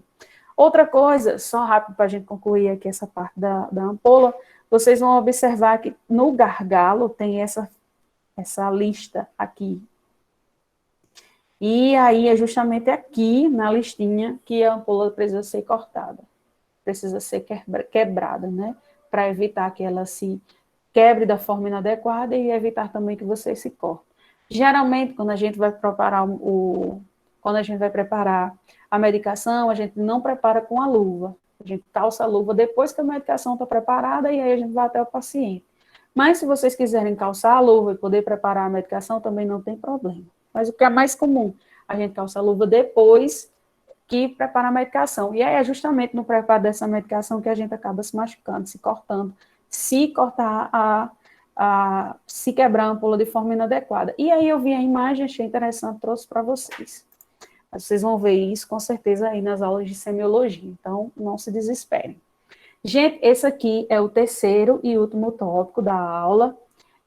Vamos começar. Alguma dúvida que vocês queiram, caso vocês queiram acrescentar alguma coisa, falem agora, que é para a gente não ir adiante sem que vocês estejam compreendendo todo o assunto que está sendo abordado, viu?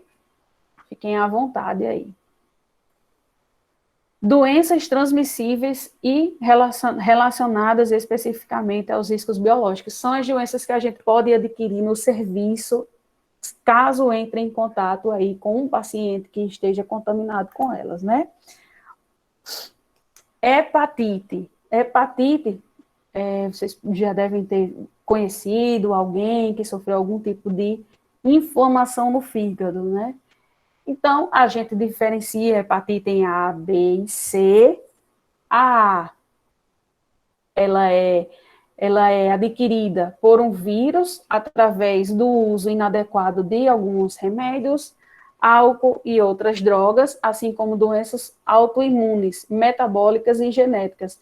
Em alguns casos, são doenças silenciosas que nem sempre apresentam sintomas. Isso aqui é o conceito de hepatite como um todo. Aí eu dividi os próximos slides, né, hepatite A, B e C, para a gente falar sobre cada um deles.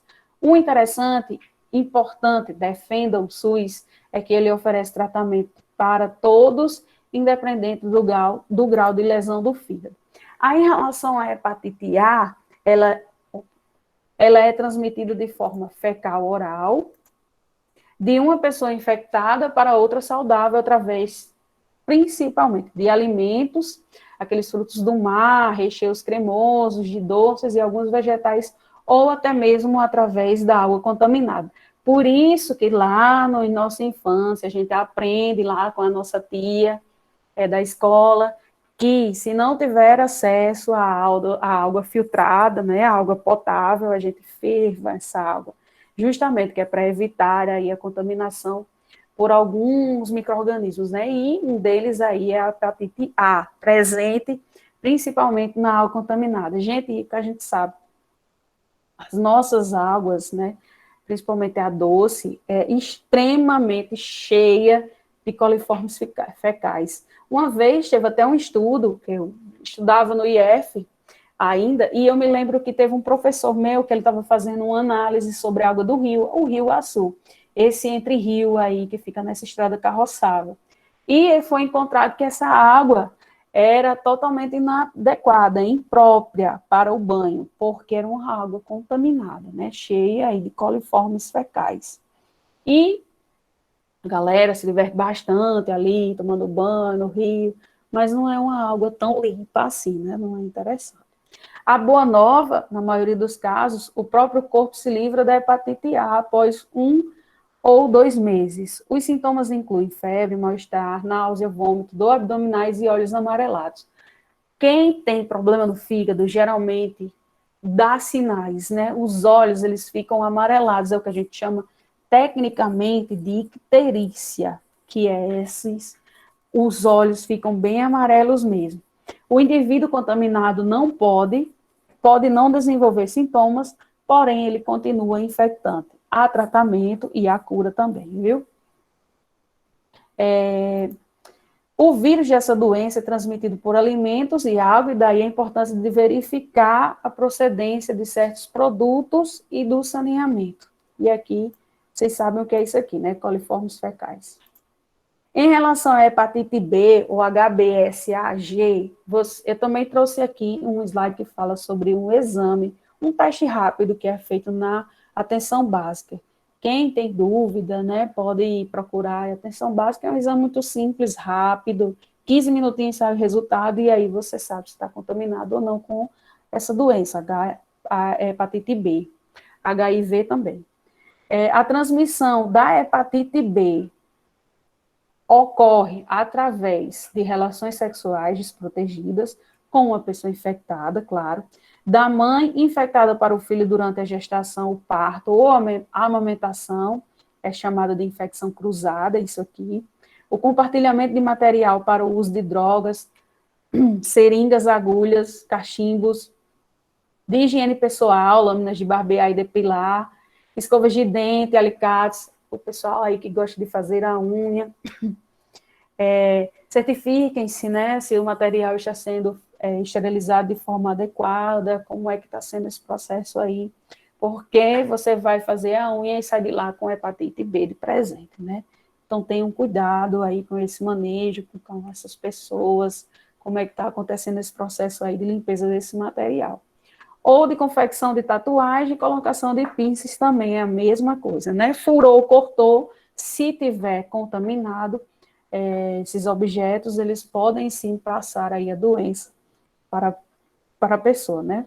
Através de transfusão de sangue contaminado também. Isso daqui não é muito comum, não, até porque quando a gente faz esse processo de transfusão sanguínea, o sangue ele passa por todo um processo, né? Até ser ofertado para o paciente. Então, isso aqui é o menos usual. Os outros, através de relação sexual, através de mãe infectada, né, a infecção cruzada, e através do compartilhamento desses materiais perfurocortantes aí, são os mais comuns. Alguém quer falar alguma coisa? Não? Então, vamos lá. A doença, ela pode se manifestar de forma aguda e forma crônica também. Gente, aguentem firme, tá? Daqui a pouco eu encerro a aula. Fiquem comigo, contribuam, caso queira falar alguma coisa, podem ficar à vontade também, viu? Consideram que a forma é crônica quando a doença dura mais de 6 meses. O risco da doença tornar-se crônica depende da idade no qual ocorre a infecção. As crianças são as mais afetadas. Naquelas com menos de 1 ano, esse risco chega a 90%. Entre 1 e 5 anos varia de 20% e 50%, e em adultos o índice cai para 5% a 10%.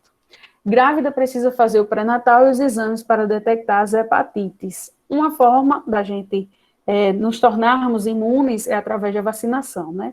Quem tem a carteirinha de vacina aí precisa dar uma olhada para ver como é que está esse procedimento aí. Até porque futuramente vocês só vão para estágio se o cartão de vacina de vocês estiverem ok, né? Eu também já falei sobre isso ontem, sobre o esquema vacinal da DT, difteria e tétano, e também falei sobre o esquema vacinal da hepatite, que são 3 doses, né? Uma dose inicial, outra com 30 dias e uma outra com 60 dias, se eu não estou enganada. O calendário vacinal, ele tem bastante oscilação, muda com bastante frequência. Então, se adapta, né? E aí vocês precisam ver como é que está sendo isso aí. Então, procurem o caderneta de vacina de vocês, se não tiverem, não tem problema, vai no postinho de saúde e lá a enfermeira vai instruir vocês como é que vocês vão fazer esse processo. E é importante, gente, não porque quando vocês forem para estágio tem que ter, não. É importante manter o calendário de vacina em dia, né? A saúde. E é a melhor coisa que a gente tem, né? A gente sabe disso. Também usar camisinha em todas as relações sexuais e não compartilhar objetos de uso pessoal, como lâminas de barbear e depilar, material de manicure, equipamentos para o uso de drogas, a galera que gosta de tomar as heroínas da vida, confecção de tatuagem e colocação de piercings. Qual é a orientação que eu dou aqui? Eu tenho o meu próprio material. Quando eu vou fazer a minha unha, né, eu gosto de levar. Sou muito paranoica em relação a isso. Não desconfio jamais do trabalho das pessoas. Se desconfiasse, nem iria, né, fazer em casa, mas eu gosto de ter o meu próprio material. Então, uma das formas da gente se prevenir também é levar o material de vocês e não compartilhar eles com terceiros, né? É de uso pessoal, né? De cunho pessoal. Também utilizar a camisinha nas relações e aí a questão da vacinação. E, por fim, tem aqui a hepatite C, que é a HCV. Também existe um teste rápido para detectar a hepatite C. É ofertado gratuitamente na atenção básica de saúde. Grávidas, pessoas, mulheres daqui do grupo, que já tiveram filhos, né, com certeza já fizeram todos esses exames aqui. Hepatite B, hepatite C, toxoplasmose, citomegalovírus, HIV, enfim, trocentos exames que no pré-natal aí são prescritos, né, que a gente precisa fazer. E esses aí de hepatite C, hepatite B, HIV são os mais simples que tem, porque a gente pode identificar o vírus através dos testes rápidos. E aqui, para a gente concluir, hepatite C é uma doença que tem cura em mais de 90% dos casos, quando o tratamento é seguido corretamente. As hepatites B e C têm tratamento e podem ser controladas, evitando a evolução para cirrose e, posteriormente, o desenvolvimento aí de um câncer. A hepatite A é uma doença aguda e o tratamento se baseia, em especial, através de dieta e repouso. Aí eu estava falando aqui para vocês sobre icterícia, que é justamente esse olho aqui, é muito característico de pessoas que sofrem, né, de doenças que acometem o fígado. O olho, ele fica amarelado, né? Assim como todo o organismo também. Quando o fígado está mais de 90% comprometido, todo o organismo ele começa a sentir, e aí começa a aparecer essas manifestações clínicas aqui. A icterícia é uma das mais comuns. Quando a gente vê isso aqui, associa muito a doenças hepáticas. Alguém quer falar alguma coisa, gente? Eu fiquei assim, professora. Você ficou assim? Você teve o quê, Felipe? Eu descobri que tinha pedra na vesícula. Aí eu tive que fazer a cirurgia de urgência. Aí eu fiquei com icterícia. Professora, Oi. por que tem criança que nasce com icterícia? É devido à mãe? Não. O amadurecimento dos hepatócitos, que são células presentes lá no fígado. E aí, quando ele nasce, se eu não estou enganada, a icterícia ela é considerada normal após o nascimento em até 24 horas, e depois ela tende a regredir, né? Que é quando essas células elas começam a passar pelo processo fisiológico de amadurecimento mesmo. E aí o próprio organismo, ele se encarrega de eliminar algumas células que são tóxicas, que causam justamente a icterícia. É um processo fisiológico. Os que perduram, né, que precisa ir para fazer aquele tratamento com a luzinha fica azul, que eu esqueci o nome agora, mas o bebê, ele é colocado dentro de uma câmara, e aí ele recebe uma iluminaçãozinha de cor azul. Estou tentando lembrar o nome, não estou conseguindo, mas eu vou trazer depois para vocês. E aí esse tratamento é feito, e os rins, eles se encarregam de eliminar esses metabólitos que causam essa toxicidade ao fígado. E aí há tratamento, há cura, né? Eu não sei ao certo para você lhe dizer se o normal é quando o bebê nasce com icterícia e 24 horas após ele cessa, né, ele começa a melhorar, ou se é considerado patológico depois de 24 horas. Mas tem tratamento, tem cura. Luísa. Viu? Obrigada. Por nada. Estou tentando lembrar aqui. Mas, enfim, daqui para o final da aula, se eu lembrar, eu digo para vocês. Em relação ao HIV e a AIDS, vocês sabem que HIV é uma coisa e AIDS é outra, né? Há muitos soropositivos que vivem anos sem apresentar sintomas e sem desenvolver a doença, mas podem transmitir o vírus a outras pessoas pelas relações sexuais desprotegidas, através do compartilhamento de seringas contaminadas ou de mãe para o filho durante a gravidez. Essa aqui não é comum, existe um tratamento específico para isso aqui, e essa contaminação cruzada, ela não acontece mais, né? Mas, se não for feito o pré-natal de forma adequada, a mãe pode sim transmitir o vírus da mãe para o filho.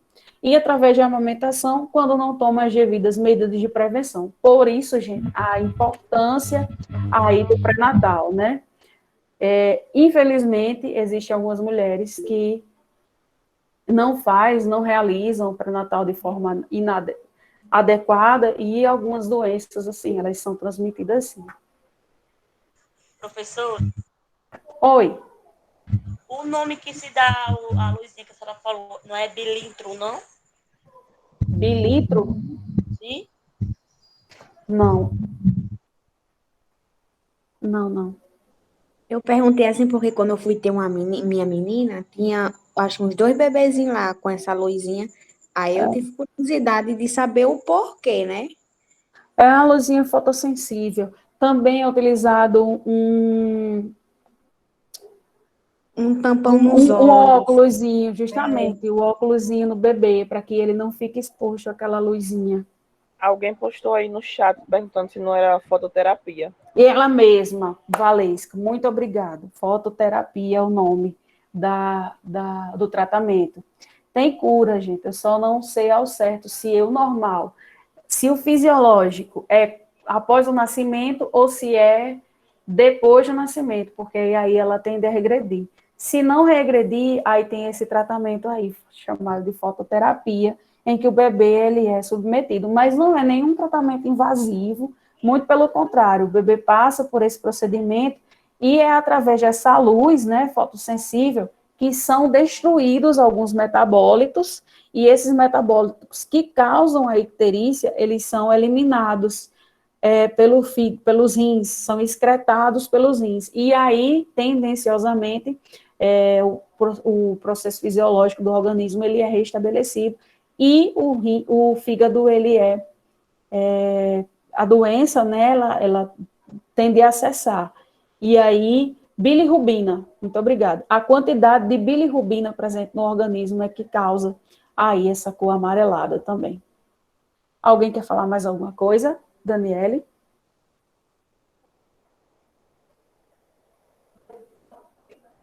Gente, alguém quer falar alguma coisa? Se não, vamos voltando para cá.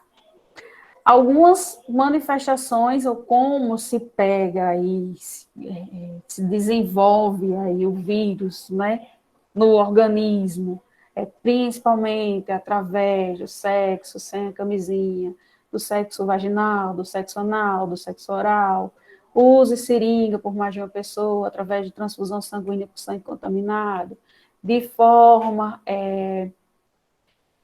da mãe infectada para o filho durante a gravidez, durante o parto e na amamentação.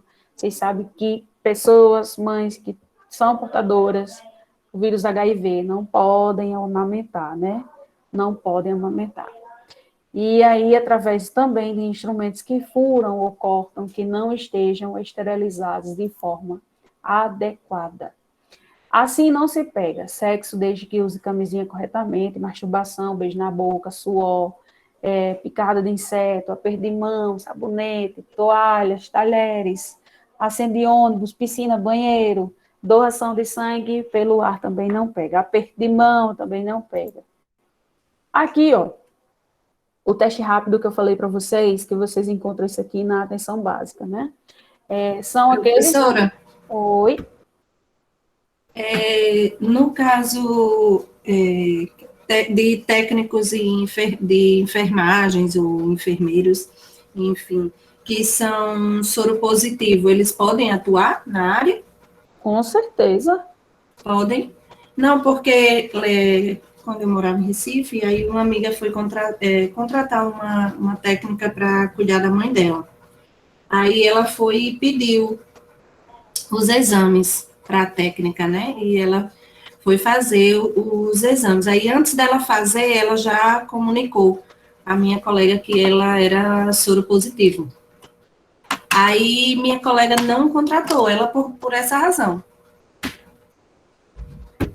Certo. Rayane, olha, absurdo, viu? Isso não existe.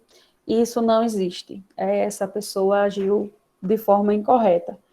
Gente, preconceituosa, ridículo, isso é ridículo, mas infelizmente acontece demais, despenca, né? A gente fecha os olhos para algumas realidades da vida, aí fica falando que as coisas realmente são inadmissíveis, são inaceitáveis, mas na prática a teoria é outra, né?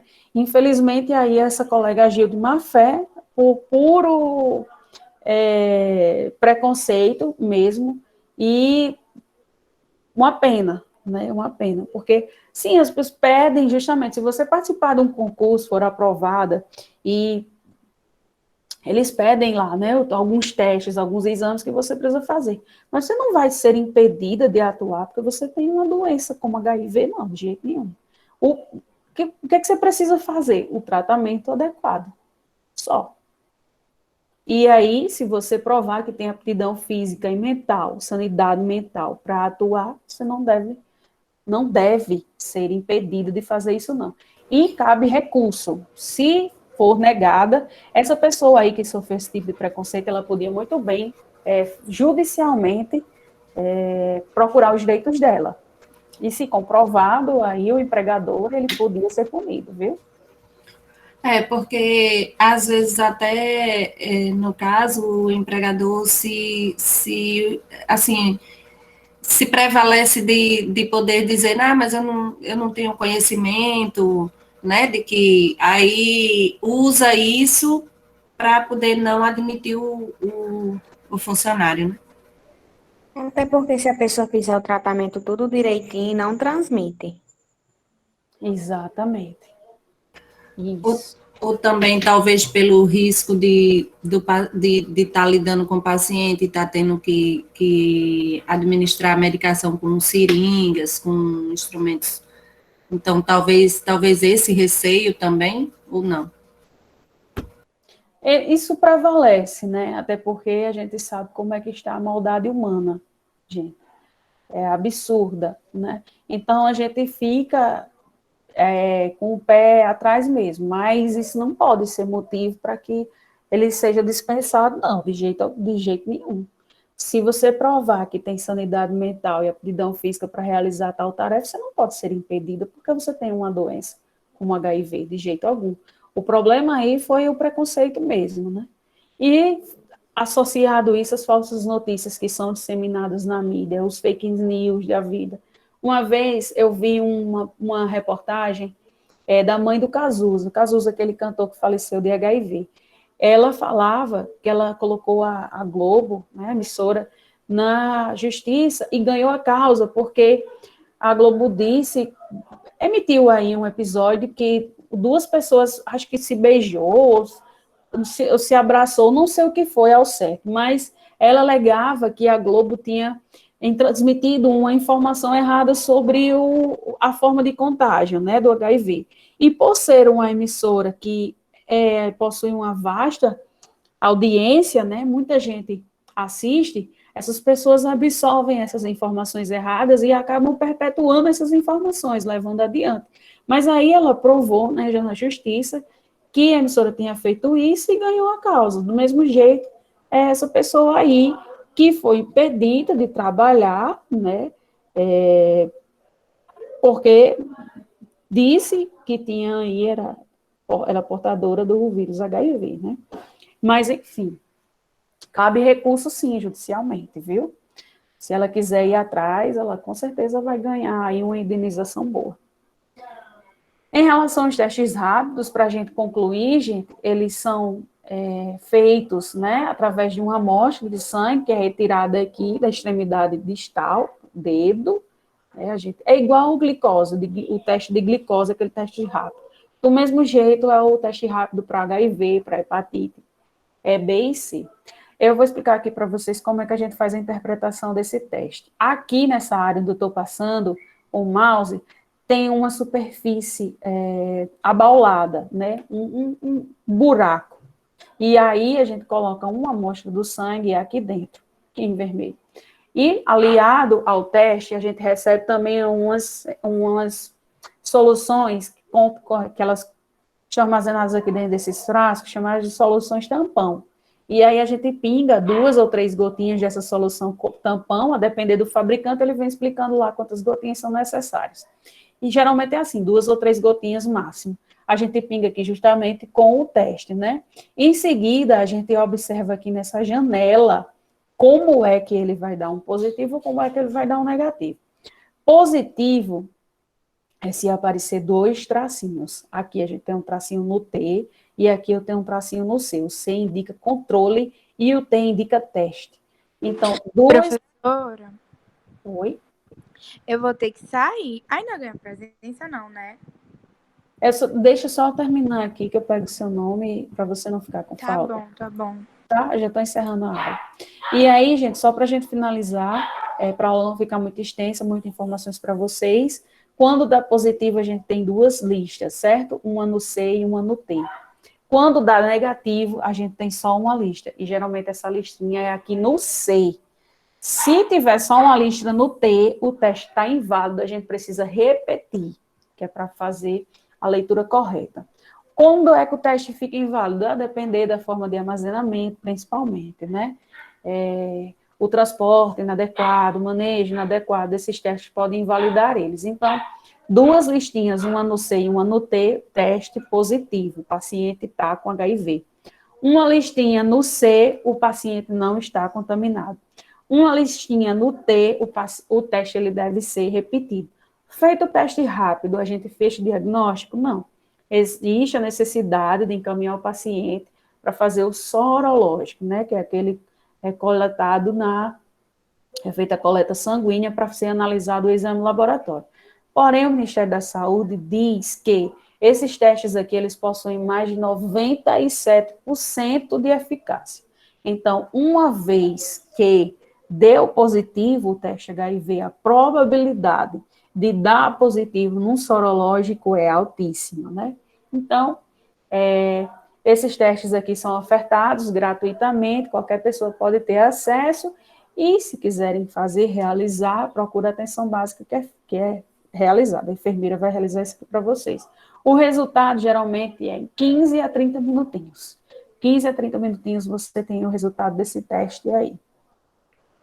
Então, pessoal, vou voltar aqui para a tela, essa foi a nossa aula de hoje, espero que vocês tenham compreendido, né, tudo o que eu falei aqui, eu acho que foi muitas informações, mas enfim, qualquer dúvida que vocês tenham, a gente pode sanar, eu posso voltar a repetir, não tem problema nenhum, e fiquem à vontade para as contribuições de vocês. Sou toda ouvidos. Estou toda a ouvi-los. Antes de sair, deixa eu só encerrar aqui, tá? Não ficar muito grande.